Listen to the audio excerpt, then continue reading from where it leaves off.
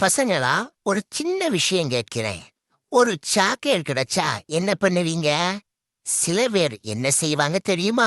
இது என்னோடது, யாருக்கும் தரமாட்டேன் என்று பையில ஒளிச்சு வைப்பாங்க. அதுதான் அன்பில்லாத மனசு. ஆனா இன்னொரு வகை நண்பர்கள் இருப்பாங்க.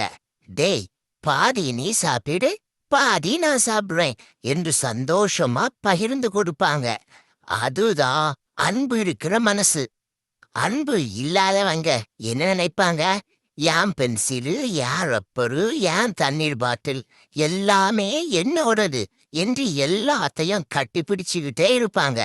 ஆனா அன்பு இருக்கிறவங்க, உனக்கு வேணுமா எடுத்துக்கோ, முடிச்சதும் திருப்பி கொடு என்று சிரிச்சுக்கிட்டே உதவி செய்வாங்க. திருவள்ளுவர் என்ன சொல்றார்னா, அன்பு இல்லாதவங்களுக்கு உலகமே தங்களுக்காகத்தான்.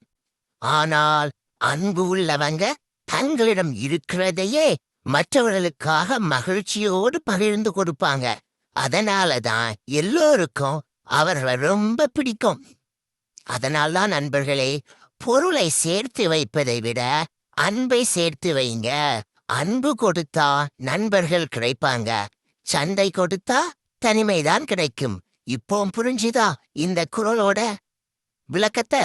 அன்பிலார் எல்லாம் தமக்குரியர், அன்புடையார் என்பும் உரியர் பிறருக்கு.